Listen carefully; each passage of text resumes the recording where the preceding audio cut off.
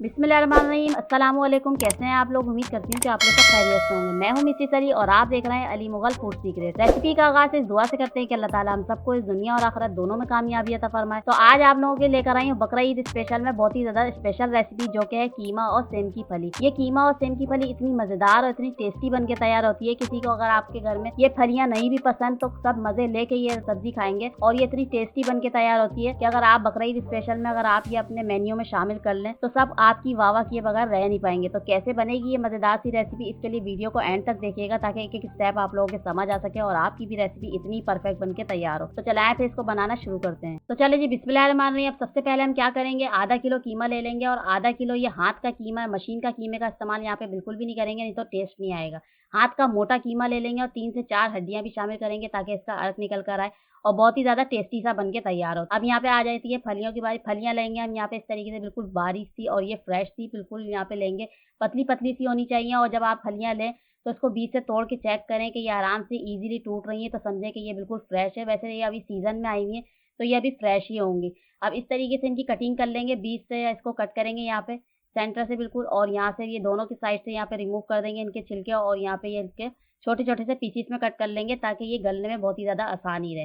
देखा, इस तरीके से ये सारे हमारे पास कट होकर आ गए और ये वाला साइज़ होना चाहिए इस तरीके से, ना ज़्यादा मोटा हो और ज़्यादा बिल्कुल छोटा हो। अब एक खूबसूरत सा पैन ले लेंगे, यहाँ पे 1 कप शामिल कर देंगे यहाँ पे ऑयल। ऑयल जब गर्म हो जाएगा मीडियम टू लो फ्लेम पे, तो बारीक कटी हुई स्लाइस में प्याज शामिल कर देंगे। बिल्कुल बारीक कटी हुई 2 अदद प्याज हैं, ये इसको बिल्कुल लाइट सा ब्राउन कर लेंगे। जब प्याज बिल्कुल लाइट ब्राउन हो जाएगी, मीडियम टू लो फ्लेम पे हमने ये काम करना है।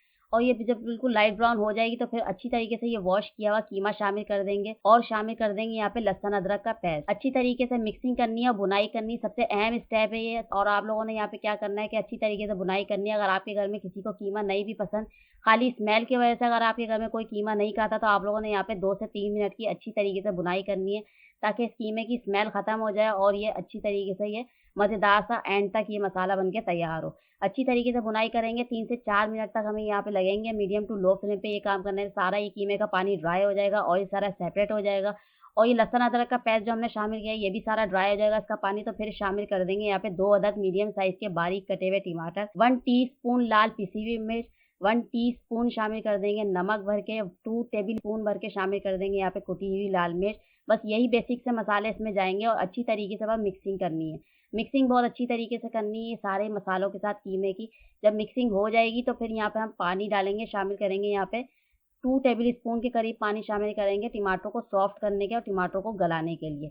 यहाँ पे पानी शामिल कर देंगे इस तरीके से फैलाते हुए और कवर कर देंगे मीडियम टू लो फ्लेम पे 10 से 15 मिनट के लिए, ताकि कीमा भी गल जाए और टमाटरों का पानी भी ड्राई हो जाए और टमाटर भी गल जाए। अब मीडियम टू लो फ्लेम पे ये कवर करके मैंने पकाया था 10 से 15 मिनट के लिए, और दोबारा से चेक करेंगे टमाटरों ने काफ़ी पानी रिलीज़ किया है, अच्छी तरीके से ये टमाटर गल रहे हैं, कीमा भी गल रहा है। अभी दोबारा से कवर कर देंगे 5 मिनट के लिए और 5 मिनट के लिए दोबारा से चेक करेंगे।